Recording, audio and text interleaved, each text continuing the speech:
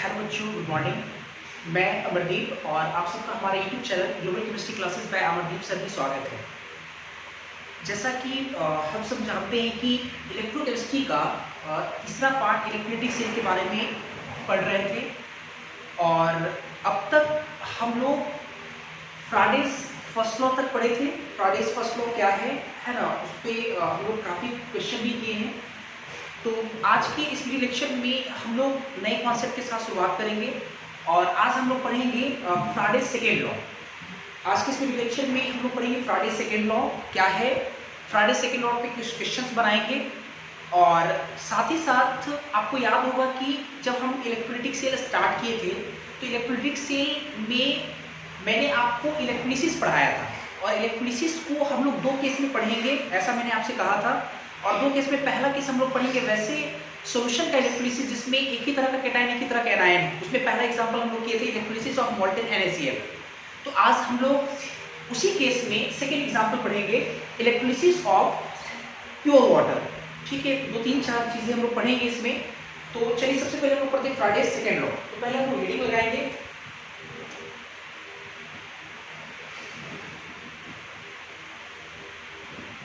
फ्राडेज second law. ठीक है, तो सवाल ये कि फ्राडेज सेकेंड लॉ है क्या। तो मैं एक बात कहना चाहता हूँ कि फ्राडेज सेकेंड लॉ बिल्कुल बकवास है, बिल्कुल बेकार है, ऐसा कह रहे हैं क्योंकि फ्राडे फर्स्ट लॉ का मॉडिफाइड फॉर्म है फ्राडे सेकेंड लॉ। अगर आपको क्वेश्चन बनाना है असाइनमेंट का +2 का या जेईई मेंस का या किसी भी कॉम्पिटिटिव एग्जाम का, तो अगर हम फ्राडे सेकेंड लॉ नहीं भी पढ़ते हैं तब भी आपका सवाल बनेगा, क्योंकि फ्राडे सेकेंड लॉ सिर्फ और सिर्फ क्या है, फ्राडे फर्स्ट लॉ का मॉडिफाइड फॉर्म। तो अगर आप फ्राडे फर्स्ट लॉ समझते हैं, जानते हैं, तो फ्राडे सेकेंड लॉ भी आपको समझ में आ जाएगा इसे। ठीक है, तो देखते हैं पहले फ्राडे सेकेंड लॉ है क्या। पहले नियम समझते हैं, उसके बाद उसके पीछे कॉन्सेप्ट समझेंगे।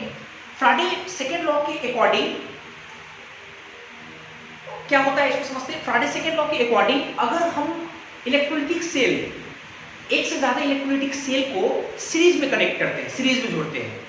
ठीक है, एक से ज्यादा इलेक्ट्रोलिटिक सेल को अगर हम लोग सीरीज में कनेक्ट करेंगे, सीरीज में, और हर इलेक्ट्रोलिटिक सेल में इलेक्ट्रोलिसिस का अगर प्रोसेस होता है, होगा ही, अगर है इलेक्ट्रोलिसिस सेल तो इलेक्ट्रोलिसिस का प्रोसेस होगा, तो उस प्रोसेस के दरमियान जो सब्सटेंस रिस्पेक्टिव इलेक्ट्रोड पे डिपॉजिट होगा, है ना, एक या एक से ज्यादा इलेक्ट्रोलिटिक सेल को हम लोग जब सीरीज में जोड़ेंगे तो सीरीज में जोड़ेंगे तो हर इलेक्ट्रोलिटिक सेल में जो सब्सटेंस रिस्पेक्टिव इलेक्ट्रोड पे डिपॉजिट होगा, उस सब्सटेंस का जो ग्राम इक्विवेलेंट होगा, जितने भी सब्सटेंस का जो ग्राम इक्विवेलेंट होगा वो सब आपस में बराबर होंगे। ऐसा फ्राडेज का सेकेंड लॉ है। फिर से मैं एक बार पूरी लाइन को अच्छे से कहता हूँ। फ्राडे सेकेंड लॉ के अकॉर्डिंग अगर हम एक से ज्यादा इलेक्ट्रोलिटिक सेल को सीरीज में कनेक्ट करते हैं, सीरीज में जोड़ते हैं, तो हर इलेक्ट्रोलिटिक सेल में जो सब्सटेंस रिस्पेक्टिव इलेक्ट्रोड पे डिपॉजिट होता है, उन सारे सब्सटेंस का ग्राम इक्विवेलेंट आपस में बराबर होता है। ऐसा फ्राडेज का सेकेंड नियम कहता है। अब इसके पीछे कॉन्सेप्ट क्या है, इसके पीछे एक छोटा सा कॉन्सेप्ट है, फिजिक्स का कॉन्सेप्ट है। आप लोग पढ़े होंगे कि अगर हम किसी चीज को सीरीज में जोड़ते हैं तो सीरीज में जोड़ने से, है ना, क्या होता है कि सबसे बराबर मात्रा में करंट पास करता है, बराबर मात्रा में इलेक्ट्रिसिटी पास करता है। तो अगर हम सारे इलेक्ट्रोलिटिक सेल को बढ़िया से, अगर सारे इलेक्ट्रोलिटिक सेल को हम सीरीज में अगर जोड़ेंगे तो हर इलेक्ट्रोलिटिक सेल से क्या होगा, सेम अमाउंट में इलेक्ट्रिसिटी पास करेगा, सेम अमाउंट में करंट पास करेगा, सेम अमाउंट में चार्ज पास करेगा। और अगर सेम अमाउंट में चार्ज पास करेगा तो आपको हम फ्राडे फर्स्ट नियम में पढ़ाए थे कि नंबर ऑफ ग्राम इक्विवेलेंट या ग्राम इक्विवेलेंट ऑफ डिपॉजिटेड सब्सटेंस बराबर होता है नंबर ऑफ फ्राडे ऑफ इलेक्ट्रिसिटी। तो इसका मतलब ये हो गया ना कि अगर नंबर ऑफ फ्राडे ऑफ इलेक्ट्रिसिटी अगर सारे इलेक्ट्रोलिटिक सेल से सेम पास करेगा तो इसका मतलब सारे सब्सटेंस का ग्राम इक्विवेलेंट का वैल्यू क्या होगा, आपस में बराबर होगा। ये इसके पीछे कॉन्सेप्ट है। तो पहले मैं नियम लिखता हूँ, फिर उस कॉन्सेप्ट के अकॉर्डिंग मैं आपको डिराइव करके दिखाता हूँ। ठीक है, अब देखेंगे जरा फ्राडे सेकेंड लॉ के अकॉर्डिंग क्या लिख सकते हैं हम लोग। देखिए, according to Faraday second law, ठीक है, फ्राडे सेकेंड लॉ, व्हेन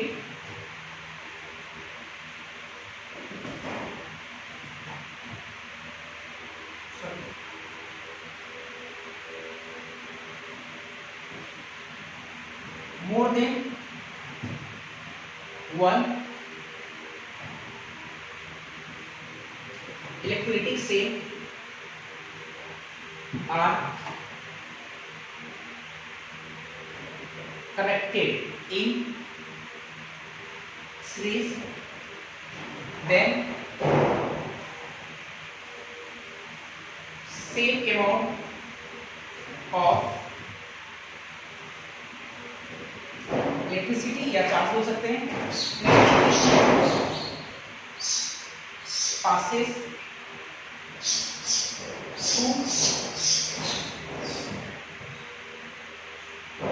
इससे, है ना, मैंने लिखा कि जब हम लोग एक से ज्यादा इलेक्ट्रिक सेल को जोड़ते हैं, कनेक्ट करते हैं सीरीज में, तो क्या होता है, then same amount of electricity passes through इस सेल, प्रत्येक सेल से same amount of electricity pass करता है, एंड दस, तो इस प्रकार क्या होगा, एंड दस अमाउंट या ऐसे लिखते हैं gram equivalent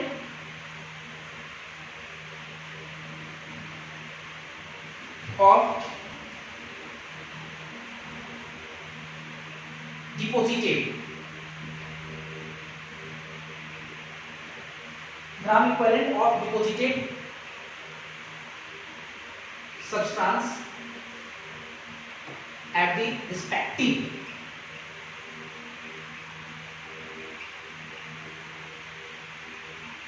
electrode in each cell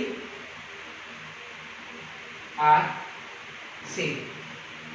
ठीक है, हमने लिखा कि तो इस प्रकार ग्राम इक्विवेलेंट, है ना, प्रत्येक सब्सटेंस का, sorry, gram equivalent deposited substance at the respective electrode in each cell are same, मतलब प्रत्येक सेल में जो सब्सटेंस डिपॉजिट होगा उसका ग्राम इक्विवेलेंट आपस में क्या होगा, सेम होगा।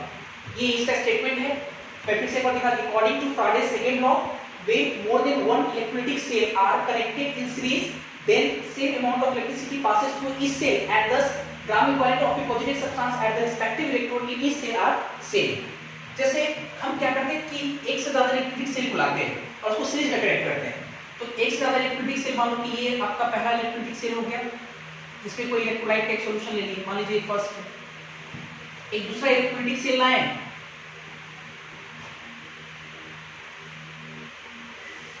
ये सेकेंड इलेक्ट्रोलिटिक सेल है जिसमें कोई दूसरा, इसमें इलेक्ट्रोलाइट का एक सॉल्यूशन लाए, है ना, एक तीसरा हम लोग सेल लाए जिसमें कोई तीसरा इलेक्ट्रोलिटिक सेल, सॉरी, तीसरे इलेक्ट्रोलिटिक सेल में कोई तीसरा इलेक्ट्रोलाइट का कोई सॉल्यूशन लाए, और इन तीनों को सीरीज में जोड़ना है। तो सीरीज में हम लोग कैसे जोड़ेंगे, बैटरी जो हम लाएंगे, एक बैटरी को, है ना, एक बैटरी का ये पॉजिटिव टर्मिनल और एक छोटा वाला जो आपका क्या होगा, नेगेटिव टर्मिनल, इसको इन सब से सीरीज में कनेक्ट करना है। तो जब हम लोग लाएंगे सेल, इस सेल में दो इलेक्ट्रोड को डालेंगे, दो इलेक्ट्रोड को डालेंगे, तो मान लो कि ये दो इलेक्ट्रोड यहाँ डालें, इसको भी दो इलेक्ट्रोड इसमें भी डालेंगे, है ना, एक कैथोड एक एनोड का काम करेगा, दो इलेक्ट्रोड चलो मान लो इसमें डिप कर दिए, तो बैटरी के पॉजिटिव टर्मिनल को इससे हम लोग जोड़ देंगे, ठीक है, इसको इससे कनेक्ट कर देते हैं, सीरीज में हम लोग को जोड़ना है, इसको इससे कनेक्ट कर देते हैं और इस वाले को बैटरी के नेगेटिव टर्मिनल से जोड़ देते हैं, है ना, इसे जोड़ देते हैं। तो इस तरह से हम लोग सीरीज में एक से ज्यादा इलेक्ट्रोलिटिक सेल को इस प्रकार से जोड़ पाएंगे। सही, ये पहला इलेक्ट्रोलिटिक सेल, दूसरा, तीसरा, तीनों सेल को क्या किया, सीरीज में जोड़े, सीरीज में दिख भी रहा है, सेम अमाउंट ऑफ इलेक्ट्रिसिटी पास करेगा, ठीक। तो थोड़ा समझते हैं कि कैसे सारे के ग्राम इक्विवेलेंट जो डिपॉजिट, पहला इलेक्ट्रोलाइट जो डिपॉजिट होगा इस पे, दूसरा इलेक्ट्रोलाइट जो इस पे डिपॉजिट होगा, तीसरा इलेक्ट्रोलाइट रिस्पेक्टिव इलेक्ट्रोड डिपॉजिट होगा, उन सब का ग्राम इक्विवेलेंट कैसे बराबर हो जाता है, इस चीज को मैथमेटिकली प्रूव करते हैं यहाँ पे। और मैंने आपको जैसे कि कहा भी था कि जो फ्राडे सेकंड लॉ है वो जस्ट फ्राडे फर्स्ट लॉ का मॉडिफाइड फॉर्म है, मॉडिफिकेशन के बाद वो आता है। तो आप इसी से देखिए जरा, जैसे अगर हम फर्स्ट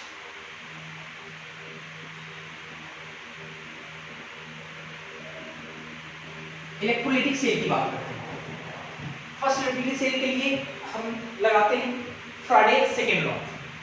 तो from Faraday's, sorry, first law इसमें लगाते हैं,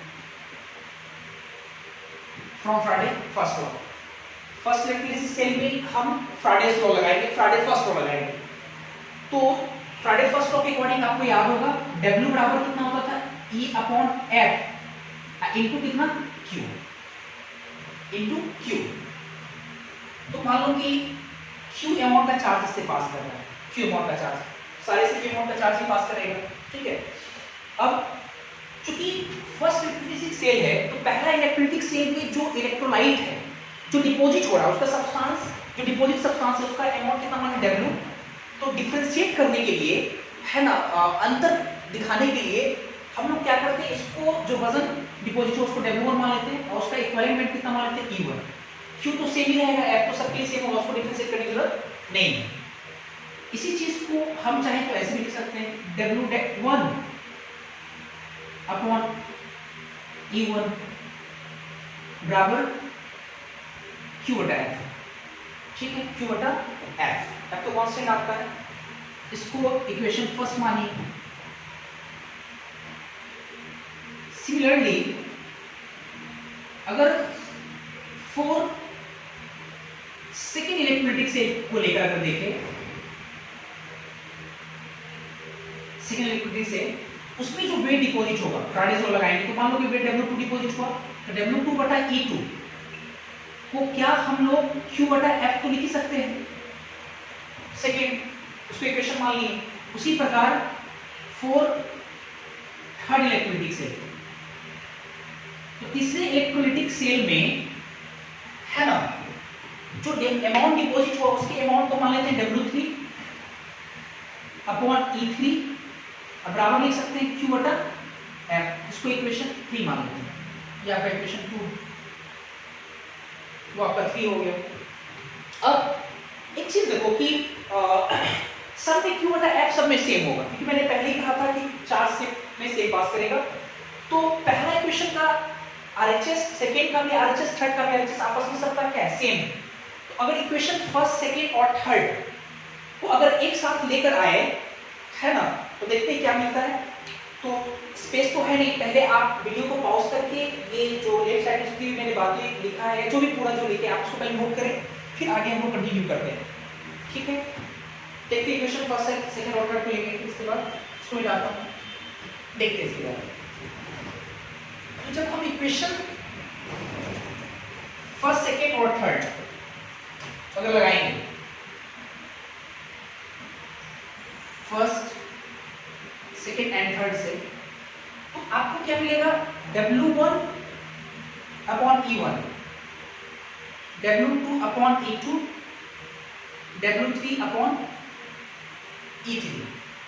और गिवन मास में अगर इक्विवेलेंट मास, मतलब जो पहला सब्सटेंस जो डिपॉजिट हो रहा है उसका मास कितना W1 और जो वेट जो उसका इक्विवेलेंट वेट है वो कितना E1 है।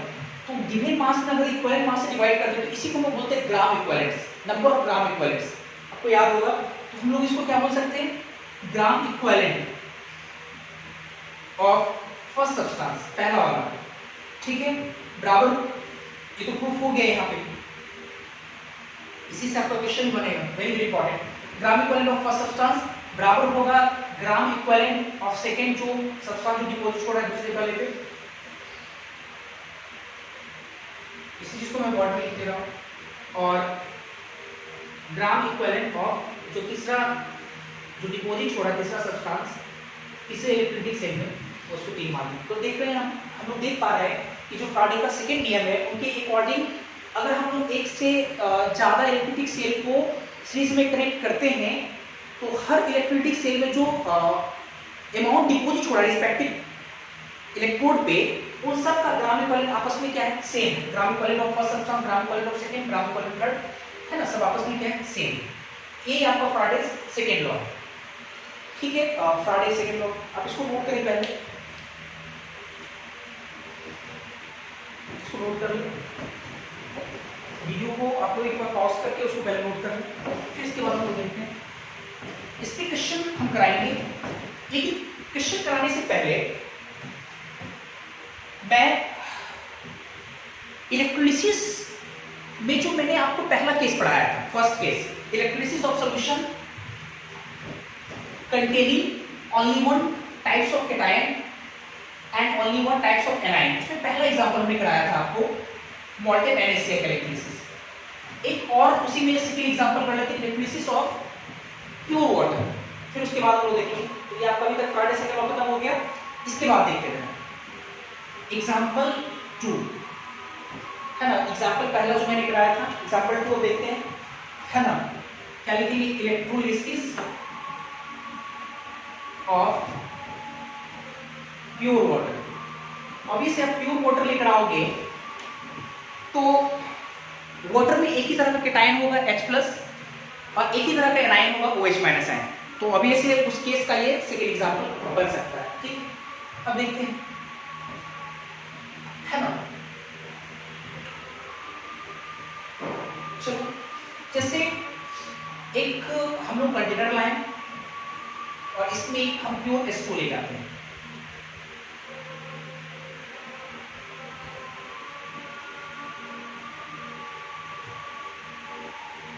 ठीक है, ये प्योर मान लो H2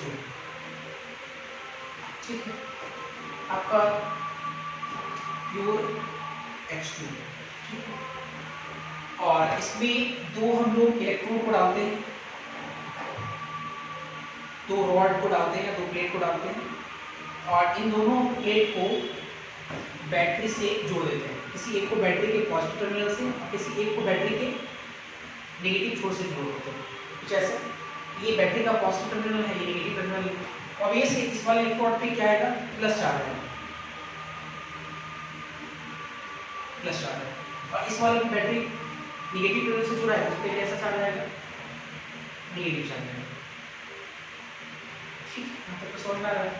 अब प्योर H2 है तो उसमें आयंस के फॉर्म में क्या क्या हो सकता है। आयंस के फॉर्म में H+ और OH- आयन हो सकता है। सही।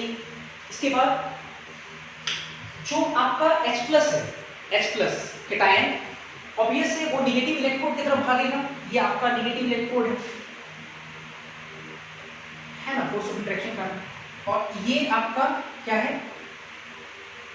Positive electrode. तो एनायन पॉजिटिव की तरफ जाएगा और कैटायन नेगेटिव की तरफ जाएगा।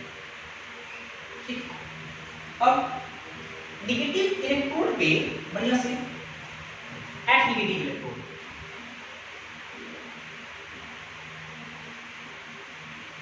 नेगेटिव इलेक्ट्रोड ठीक है। नेगेटिव इलेक्ट्रोड पे कौन जा रहा है H+।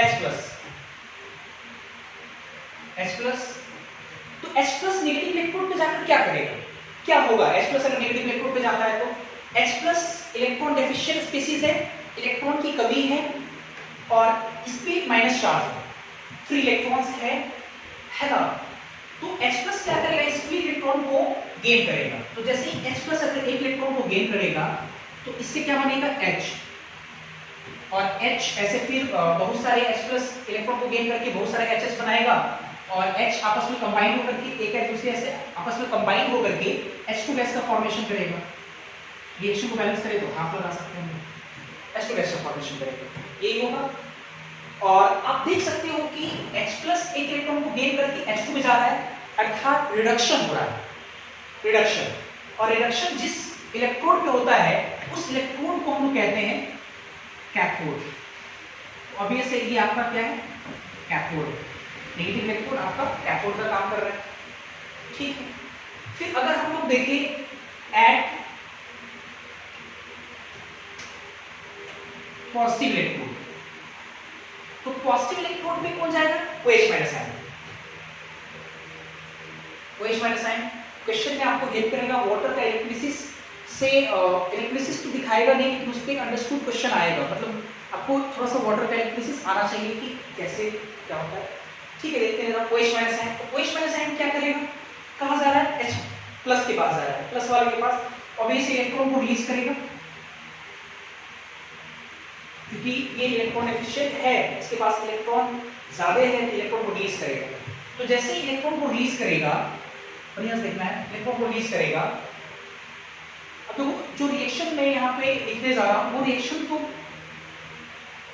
है ना आपको आता तो नहीं होगा, लेकिन मैं थोड़ा सा आपको इस रिएक्शन को लिखने का या याद काफी लंबे समय तक याद रखिएगा, मैं कुछ तरीका आपको बता रहा हूँ। जैसे समझो वाटर का अगर इलेक्ट्रोलिसिस होता है, वाटर का H2 का अगर इलेक्ट्रोलिसिस होता है तो H2 के इलेक्ट्रोलिसिस होने से H2 गैस आपका कैथोड पे रिलीज करता है, H2 गैस जो कि देख पा रहे हैं, और एनोड पे O2 गैस रिलीज करता है, O2 गैस।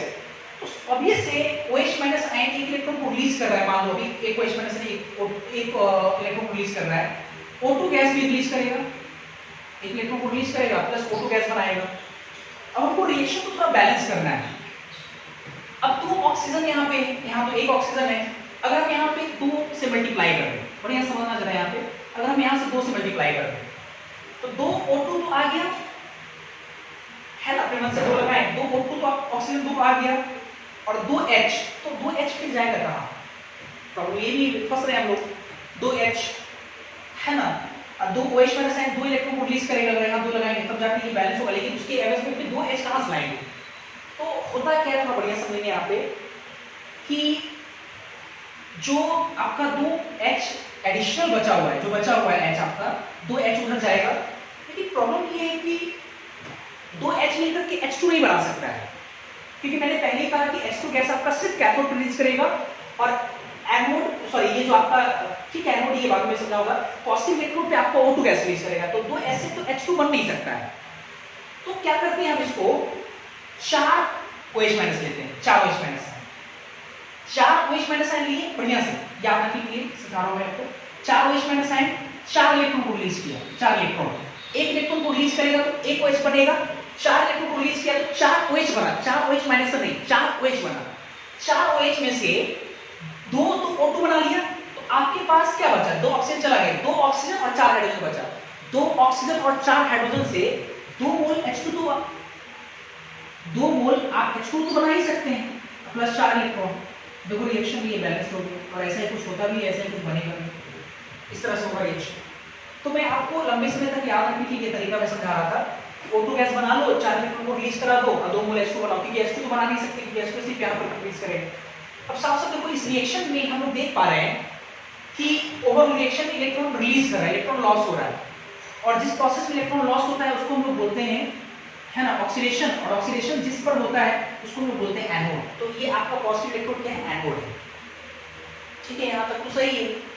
अब थोड़ा ये समझते हैं कि जैसे आप जो देख रहे हो कि एनोड पे ये रिएक्शन हो रहा है, कैथोड पे ये रिएक्शन हो रहा है, तो वाटर का है ना कैथोड और एनोड पे दूसरे तरीके से भी रिएक्शन हो सकता है, दूसरे तरीके से। वो तरीका क्या है मैं समझाता हूँ आपको, बहुत सारी किताबों में हो सकता है आपको मिले, थोड़ा मिसगाइड करेगा आपको, लेकिन आपको मिसगाइड नहीं होना है वहाँ पे। तो क्या मिलेगा वहाँ पे थोड़ा समझते हैं। वहाँ पे क्या है कि H+ नहीं दिखाएगा आपको, क्यों नहीं दिखाता है ये भी मैं आपको समझाता हूँ। जैसे आपको पता है कि जो वाटर होता है, पानी जो होता है वो कम डिसोसिएट करता है, बहुत कम डिसोसिएट करता है। आपको याद होगा है ना, तकरीबन मैंने आपको समझाया था 1 अरब मॉलिक्यूल अगर पानी का है तो 1-2 मॉलिक्यूल टूटता है, ब्रेक करता है, H+ OH माइनस रिलीज करता है। मतलब अधिकांश पार्ट जो 99.समथिंग जो पार्ट है वो अनडिसोसिएटेड फॉर्म में रहता है, अगर देखा जाए तो, है ना, अनडिसोसिएटेड फॉर्म में रहता है। तो अगर अनडिसोसिएटेड फॉर्म में रहता है तो अनडिसोसिएटेड फॉर्म में कौन है, पानी, H2O है। तो आप चाहे तो H+ की जगह पे आप H2O लेकर के भी दिखा सकते हो। कैसे दिखाएंगे उसको भी मैं आपको सिखाता हूँ। जैसे हम दिखाएंगे ऐसे, इसी रिएक्शन को हम दूसरे तरीके से लिखने जा रहे हैं H2 के टर्म्स में। H2O है इलेक्ट्रॉन को गेन किया, इतना समझ में आ रहा है। H2O हम दिखा रहे हैं, H+ की जगह पे H2O दिखा रहे हैं, इलेक्ट्रॉन गेन करेगा, ये कंफर्म है कि H2 गैस बनाएगा, क्या बनाएगा, H2 गैस, ठीक है, H2 गैस बनाएगा। अब H2 निकल गया भाई साहब यहाँ पे, है ना, बचा क्या हमारे पास O से O2 तो बना नहीं सकते हम लोग, क्योंकि पहले बोले कि एनोड पे O2 रिलीज करेगा। अब O और हाइड्रोजन का सपोर्ट लेकर के हम पानी बना सकते हैं, या हाँ H+ बना सकते हैं, H+ तो पहले से कर दिया, OH माइनस आयन बना सकते हैं, आयंस बना सकते हैं हम लोग। देखो ना क्या H2 लगा दिए O, तो O से कौन सा आयन बना है, O से O2 आयन बनेगा नहीं, क्योंकि O2 आयन इसमें है नहीं। हाँ कौन सा आयन हो सकता है, H+ OH माइनस आयन।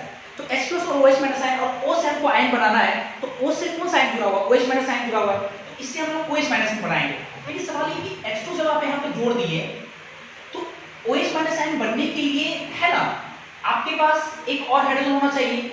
अगर हम इसमें 2 से मल्टीप्लाई करेंगे तो 4 हाइड्रोजन में 2 हाइड्रोजन इधर चला गया, और 2H और 2 O से आप 2 हाइड्रोक्साइड आयन बना सकते हैं, 2 H- आयन बना सकते हैं, और यहाँ पे इलेक्ट्रॉन को कितना ऐड कराना पड़ेगा, 2। थोड़ा समझो, तुरंत समझ में आ जाएगा। जैसे देखो H2O जब 2 इलेक्ट्रॉन को गेन करेगा तो 2 माइनस चार्ज आएगा, ठीक है, 2 माइनस चार्ज आ गया, तो 2 माइनस चार्ज के साथ आपका 2 मोल H2 है, तो 4 hydrogen 2 oxygen 2 minus charge, 4 hydrogen से 2 हाइड्रोजन यहाँ चला गया, 2 हाइड्रोजन 2 ऑक्सीजन में 2 हाइड्रोजन 2 ऑक्सीजन देखो यहाँ पे आया, और 2 माइनस, देखो 2 माइनस आ गया, क्योंकि एक OH माइनस के साथ, तो 2 OH के साथ 2 माइनस हो जाएगा। तो देखो इस तरह से रिएक्शन हम लोग लिख सकते हैं। आप ये लिखो चाहे ये दोनों सेम है, ठीक है। इसको भी मैं दूसरी तरीके से लिखने की कोशिश करूंगा, देखो कैसे लिखेंगे, बढ़िया सीखना है। यहाँ पे भी, यहाँ भी हम लोग पानी अनडिसोसिएटेड फॉर्म में ज्यादा है H2O, तो उसके टर्म्स में लिखने की कोशिश करते हैं। H2O अब ये से एनोड है, इलेक्ट्रॉन क्या होगा, रिलीज करेगा, कुछ इलेक्ट्रॉन से रिलीज करेगा। एक बात तो तय है कि O2 गैस को रिलीज करेगा, O2 गैस बना ली। अब हमको सोचना है कि जब O2 यहाँ से बन गया तो अपन 4 में कुछ भी लगा सकते हैं, लगाना नहीं चाहिए हालांकि, चलो ठीक है, O2 गैस रिलीज करेगा, ठीक है। तो O2 गैस रिलीज करेगा, तो अब क्या बचा हमारे पास, हालांकि एक O है ना, तो ऐसा करते हैं 2 लगा देते हैं, मल्टीप्लाई कर देते हैं, सोचते हैं, देखते हैं, 2 लगाए तो 2 O से O2 बन गया, हमारे पास 4H है, 4H और 4H है, और इलेक्ट्रॉन भी रिलीज कराना है। तो इलेक्ट्रॉन अगर एक रिलीज कराए तो इस पर 1 प्लस चार्ज रहा होगा, और हमारे पास 4 हाइड्रोजन है, 4 हाइड्रोजन से हम लोग 2 मोल H2 नहीं बना सकते। मैं आपको कई बार कह रहा हूं कि H2 बस कैथोड पर रिलीज करेगा, तो 4H के कारण हमको क्या करना पड़ेगा, 4H प्लस बनाना पड़ेगा, 4H प्लस, अब प्लस क्या करना पड़ेगा, 4 इलेक्ट्रॉन। देखो अब ये रिएक्शन बैलेंस हो गया, 4 इलेक्ट्रॉन का मतलब 4 प्लस इस पे आ गया, 4 इलेक्ट्रॉन रिलीज किया ना, 4 प्लस आया, तो 2 मोल H2O पे 4 प्लस है, तो 2 मोल H2 का मतलब 4 हाइड्रोजन 2 ऑक्सीजन और 4 प्लस, तो 2 ऑक्सीजन से O2 बन गया, 4 हाइड्रोजन और 4 प्लस से 4H प्लस बन गया। देखो ये रिएक्शन बैलेंस हो गया, तो ये आपको आना चाहिए बिल्कुल। अच्छा इसके बाद आते जरा, तो ये तो कैथोड पे रिएक्शन वही एनोड पे रिएक्शन हुआ। अगर दोनों को जोड़ें, कोवोलेंट रिएक्शन जिसको हम बोल सकते हैं क्या, या सेल रिएक्शन बोल सकते हैं, इसको हम लोग कोवोलेंट जो रिएक्शन आएगा वही आपका क्या होगा, सेल रिएक्शन। सेल रिएक्शन है क्या, एक प्रकार का रिडॉक्स रिएक्शन है।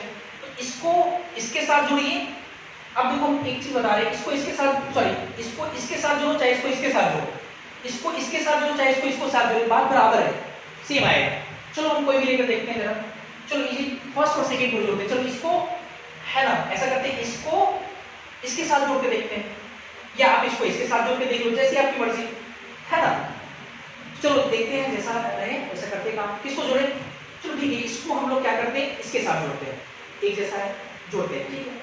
अब जब आप रिडॉक्स में ऑक्सीडेशन रिडक्शन को जोड़कर जब रिडॉक्स रिएक्शन लिखते हैं, एक बात का आपको ख्याल रखना पड़ता है, वो ये कि इलेक्ट्रॉन बराबर होना चाहिए। अब यहाँ 4 इलेक्ट्रॉन है, यहाँ पे 1 इलेक्ट्रॉन है, मल्टीप्लाई बाय 4 करना पड़ेगा। जैसे 4 किए तो ये 4 इलेक्ट्रॉन और ये 4 इलेक्ट्रॉन कटेगा, ठीक है ना, इसमें हम लोग 1 से मल्टीप्लाई कटेगा। अब 4H प्लस लेफ्ट साइड में 4 OH माइनस आयन, तो दोनों आपस में जुड़ेगा, तो 4 क्या मिलेगा आपको, H2 मिलेगा, 4H2 मिला। अच्छा उसके बाद एरो का साइन, लेफ्ट साइड कुछ नहीं, राइट साइड में देखते हैं, 4 से मल्टीप्लाई हो गया तो ये हो गया 2 मोल H2 गैस, प्लस और इसमें मल्टीप्लाई किया ना, इसमें तो ये O2 प्लस 2 मोल H2, पूरा 2 H2 को इधर ला करके है 4 मोल H2, 2 मोल इधर लाएंगे तो कितना हो जाएगा, ये 2 मोल H2O लिक्विड इलेक्ट्रोलिसिस होगा तो 2 मोल हाइड्रोजन गैस प्लस 1 मोल O2 गैस का फॉर्मेशन करेगा। देखो यही आपका क्या है, बढ़िया सीखना है यहाँ पे, जब आप H2 का इलेक्ट्रोलिसिस कर रहे हैं तो 2 मोल H2 और 1 मोल O2 बन रहा है, ठीक है। H2 कहाँ बन रहा है, H2 ये जनरेट हो रहा है किस पे, कैथोड पे, यही सब पूछा जाता है, कैथोड पे। H2 कहाँ जनरेट हो रहा है, कैथोड पे, और O2 कहाँ बन रहा है आपका, एनोड पे, O2 आपका एनोड पे बन रहा है, यही आपका है। सबसे इंपॉर्टेंट बात ये कि इसको मैं यहाँ थोड़ा लिख दूंगा, इस चीज को यहाँ पे, कि जो 2 मोल H2 आया है ना, इलेक्ट्रोलिसिस के बाद 2 मोल H2 गैस प्लस 1 मोल O2 गैस, ये आपका चलो ठीक है, ये तो समझ में आ रहा है, कैथोड पे बना, ये आपका एनोड है। उसका है कि H2 का इलेक्ट्रोलिसिस करने से अगर क्वेश्चन पूछा जाता है कि O2 कहाँ रिलीज करता है तो आप आराम से बोल सकते हैं O2 एनोड पे रिलीज करता है और H2 कहाँ रिलीज करता है कैथोड पे। सबसे इंपॉर्टेंट बात ये, अगर हम n फैक्टर की बात करें, n फैक्टर बढ़िया सीखना जरा, H2 में n फैक्टर कितना होगा?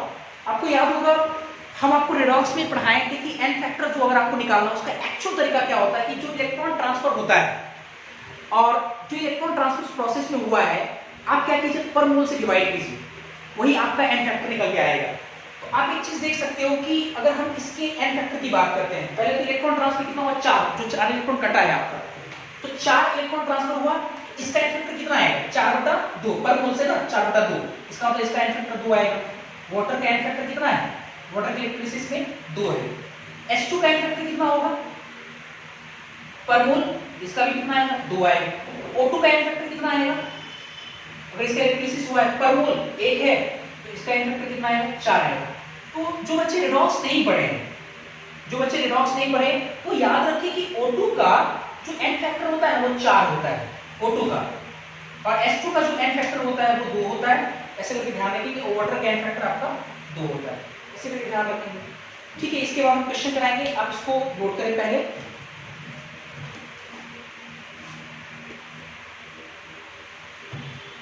अभी जो मैंने आपको इलेक्ट्रोलिसिस पढ़ाया है प्योर H2O का, उसके आधार पे कुछ क्वेश्चन आपके असाइनमेंट में फ्रेम किया हुआ है 6, 7 और भी, तो 6 और 7 हम लोग देखेंगे। ठीक है, क्वेश्चन 6 को मैं पहले समझाता हूँ। तो क्वेश्चन 6 क्या है, लिखा हुआ है if 0.224 liter of H2 gas is formed at the cathode, or how much O2 is formed at the anode under identical condition। तो कोई इलेक्ट्रोलिसिस के बारे में कोई चर्चा नहीं किया गया, साफ साफ बोला गया सीधा सीधा कि H2 गैस कहाँ बनता है कैथोड पे, कितना लीटर बनता है 0.224 लीटर, और आपसे बोला गया O2 बनता है एनोड पर कितना बनता है, how much O2 is formed at the anode under identical condition.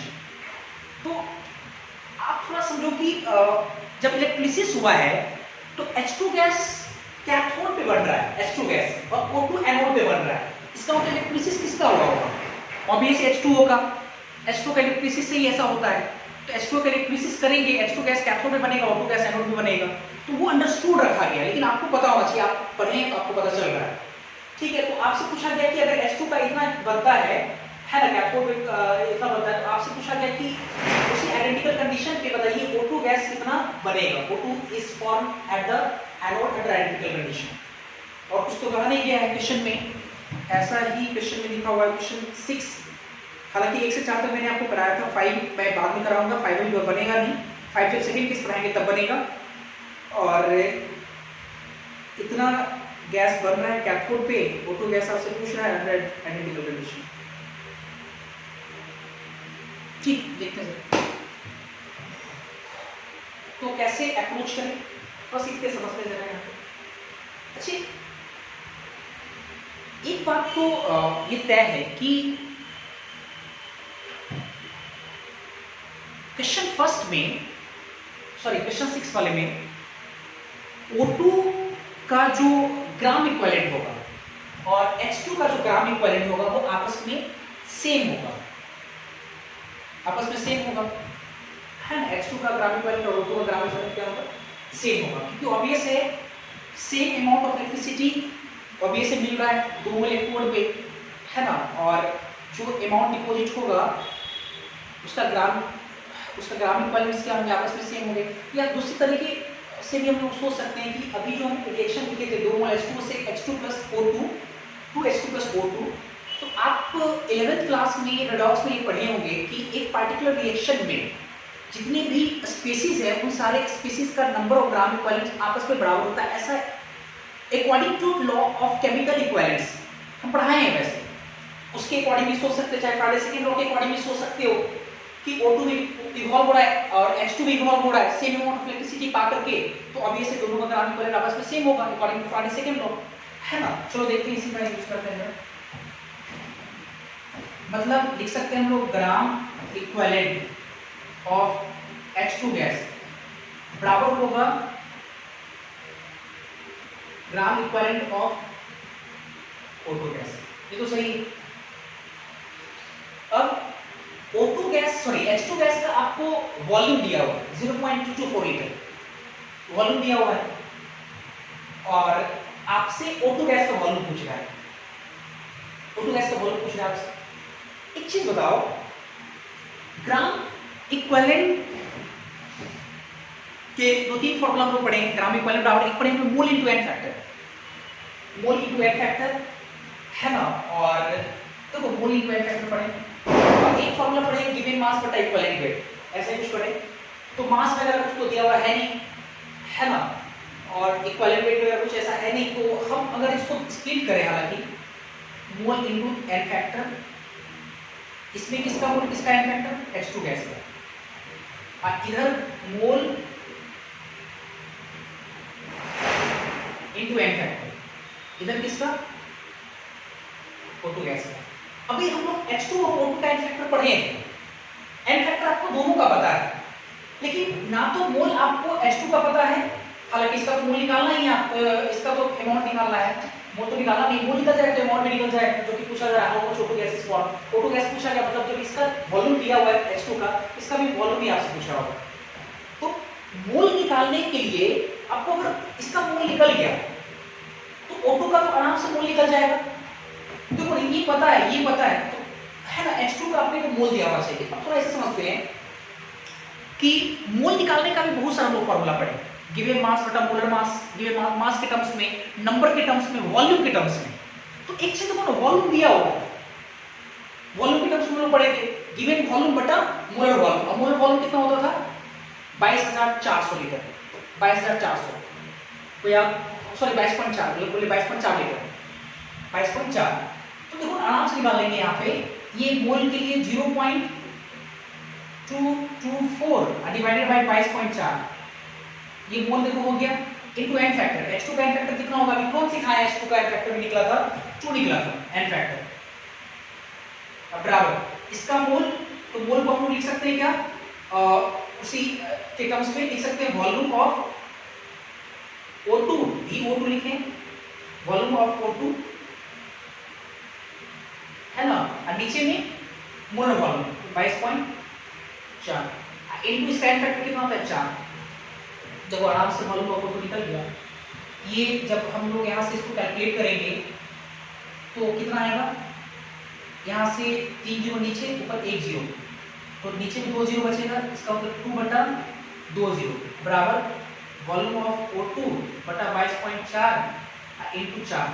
तो वॉल्यूम ऑफ O2 यहाँ से निकल कर आ जाएगा हमारे पास, लीटर में ही आएगा, सब लीटर में था, तो ये तो कट गया पहले 2, ये कटेगा 11.2, ये 11.2 मल्टीप्लाई बाय 100 मतलब 0.112 लीटर, ये आपका आंसर है। सही है, ऐसे करके थोड़ा अप्रोच लगाना पड़ेगा। हालांकि ये जो फॉर्मूला था एप्लीकेबल था, एसटीपी वगैरह दिया रहा था, एसटीपी नहीं दिया हुआ, लेकिन हमारे पास कोई चारा ही नहीं है, आपको समझना पड़ेगा कि वो एसटीपी कंडीशन है या एनडीपी कंडीशन है, तो ऐसे करके हम निकालेंगे। चलिए इसके बाद क्वेश्चन 7, आई होप कि समझ में आ गया होगा। क्वेश्चन 7 देखते हैं। क्वेश्चन 7 में मेंशन क्या हुआ है कि if 0.224 litre of H2 gas is form at the cathode of one cell, एक सेल में, है ना, कैथोड पे H2 गैस बन रहा है 0.224 लीटर। यहाँ देखो एसटीपी मेंशन किया हुआ है, यहाँ पे एसटीपी पे मेंशन है 0.224 लीटर, तो अभी से मोल इसका मतलब आपको पता है, ठीक है। आपसे बोला गया how much of magnesium is form at the cathode of the other electrolytic cell. दूसरे इलेक्ट्रोलिटिक सेल, एक दूसरा इलेक्ट्रोलिटिक सेल है और एक और इलेक्ट्रोलिटिक सेल आपका है ना। तो पहले वाले इलेक्ट्रोलिटिक सेल में आपका H2 गैस जो है वो कैथोड पे बन रहा है 0.224 लीटर, और एक दूसरा इलेक्ट्रोलिटिक सेल है जिसमें कैथोड पे मैग्नीशियम डिपॉजिट हो रहा है, मैग्नीशियम बन रहा है कितना, सॉरी वो निकालना है हाउ मच, तो कितना आपको निकालना है कितना मैग्नीशियम का अमाउंट वहां बनेगा। तो यहाँ पर भी देखो एक कुछ चीजें यहाँ पे अंडरस्टूड है, लेकिन आपको समझना पड़ेगा। अब समझो यहाँ पे 2 इलेक्ट्रोलिटिक सेल है, तो मान के चलेंगे क्या कि दोनों जो इलेक्ट्रोलिटिक सेल है वो दोनों को एक सीरीज में कनेक्ट किया गया है ना, एक साथ बात किया जा रहा है, दोनों को एक सेम मतलब ये आप बोल सकते हैं सीरीज में कनेक्ट किया हुआ है। तो अगर सीरीज में कनेक्ट किया हुआ है तो प्रत्येक सब्सटेंस का जो ग्राम इक्विवेलेंट होगा डिपॉजिट सब्सटेंस का जो ग्राम इक्विवेलेंट होगा वो क्या होंगे, आपस में बराबर होंगे। तो हम लोग इसका आंसर इस तरह से कर सकते हैं, या लिख सकते हैं ग्राम इक्विवेलेंट ऑफ, ये फ्रॉम फैराडेज सेकेंड लॉ से लिख सकते हैं ग्राम इक्विवेलेंट ऑफ H2 गैस जो हाइड्रोजन डिपॉजिट हो रहा है कैथोड पे, ये बराबर होगा ग्राम इक्विवेलेंट ऑफ मैग्नीशियम सॉलिड। ठीक है, मैग्नीशियम सॉलिड पर डिपॉजिट हो रहा है, आपस में सब बराबर होगा, है ना। चलो देखते हैं। इसके बाद ग्राम इक्विवेलेंट को हम लिख सकते हैं मोल इनटू एन फैक्टर, ये हाइड्रोजन बराबर इधर लिख सकते हैं, सॉरी मोल इनटू एन फैक्टर यहां भी लिख सकते हैं।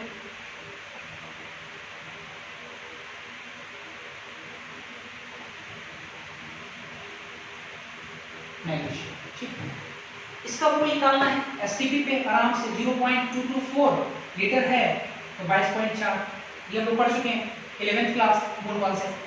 एन फैक्टर H2 का 2 बराबर, मैग्नीशियम का हमको निकालना है हाउ मच मैग्नीशियम, मतलब वेट निकालना है हमको। वॉल्यूम इसलिए नहीं निकल सकता क्योंकि मैग्नीशियम सॉलिड आपका है, सॉलिड का मास हम लोग कंसीडर करते हैं, वॉल्यूम नहीं लेते हैं। तो इसके लिए हम लोग क्या लगाएंगे, given mass W weight of magnesium बटा मोलर मास, मोल को मोलर गिवन मास बटा मोलर मास कितना होता है 24 इनटू एन फैक्टर। आपको याद होगा मैग्नीशियम जो होगा, मैग्नीशियम 12+ में रहा होगा, वेरिएबल ऑक्सीडेशन स्टेट तो है नहीं कि हमको सोचना पड़ेगा सर किस स्टेट में रहा होगा, प्लस पॉजिटिव मतलब आयंस के फॉर्म में, तो 2 में रहा होगा, 2 इलेक्ट्रॉन गिव करके मैग्नीशियम जा रहा होगा, इसका एन फैक्टर कितना है यहाँ पे 2। देखो आराम से निकल गया, ये कैंसिल हो गया, और यहाँ से वेट ऑफ मैग्नीशियम जो आपका आएगा ये डिवाइड करेंगे यहाँ पे कितना हो जाएगा 0.24 हो जाएगा ना, आप देख लेना करके 0.24 ग्राम, ये आपका आंसर हो जाएगा। इसके बाद हम लोग फिर देखते हैं, पहले आप इसको नोट करेंगे।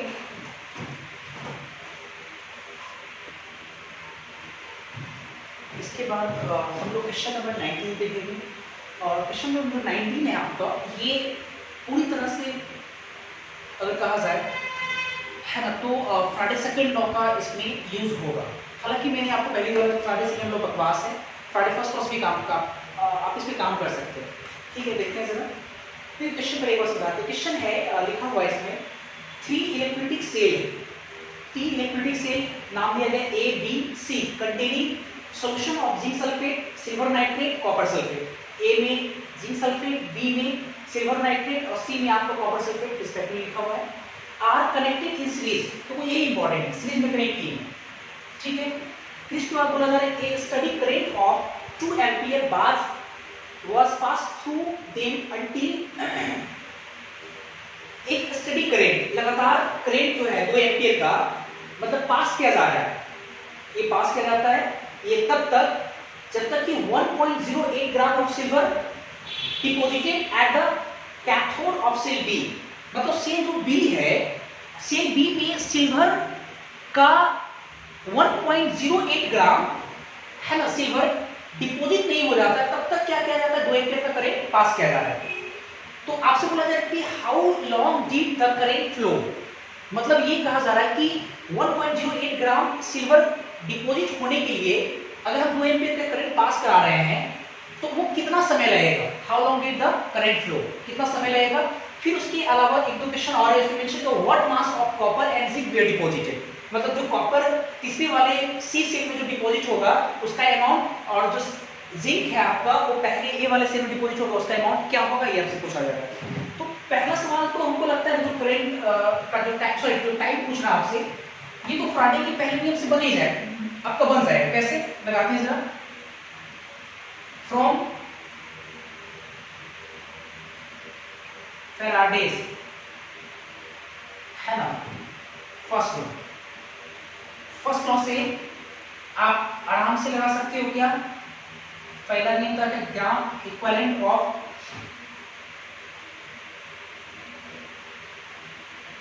डिपॉजिटेड सब्सटेंस बराबर number of Faraday of electricity.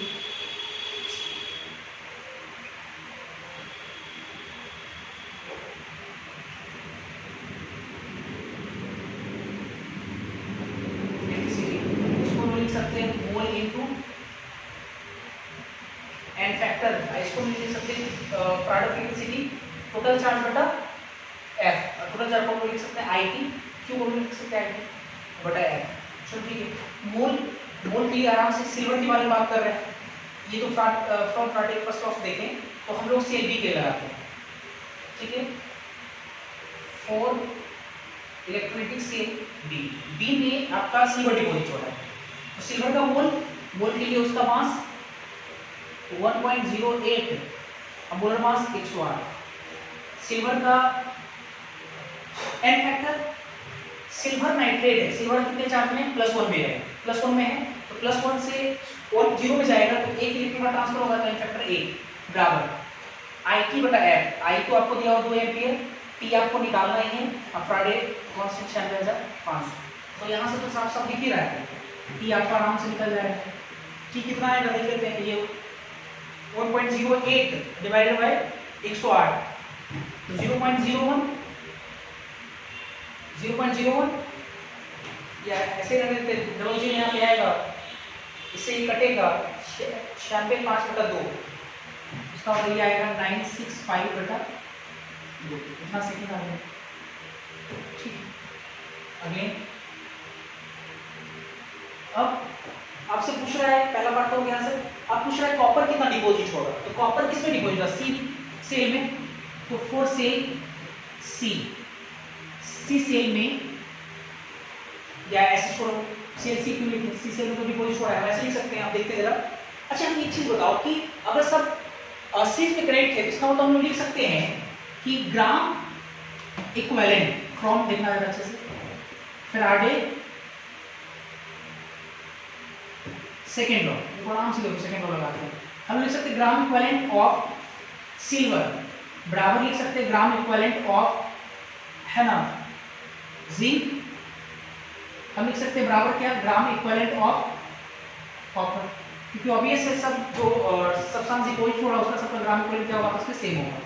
अब सिल्वर पहले हमको, चलो मान के चलो हमको निकालना किसका है, हमको निकालना है सबसे पहले कॉपर का, और सिल्वर का आपको ग्राम इक्विवेलेंट पता है, आराम से देख सकते हैं, हमको पता है, तो इन दोनों को इक्वेट कर देते हैं। जब इन दोनों को इक्वेट करेंगे तो हम लोग लिख सकते हैं ग्राम इक्विवेलेंट ऑफ सिल्वर बराबर ग्राम इक्विवेलेंट ऑफ कॉपर।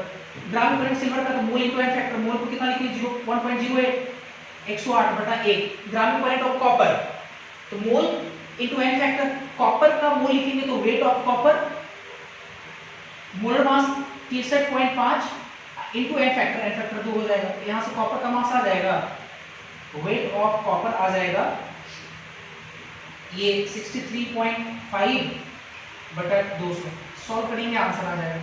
उसी प्रकार सिमिलरली अब जिंक के बारे में पूछा गया तो जिंक और सिल्वर दोनों बराबर कर लेते हैं, है ना, तो हम लोग लिख सकते हैं ग्राम इक्विवेलेंट ऑफ सिल्वर बराबर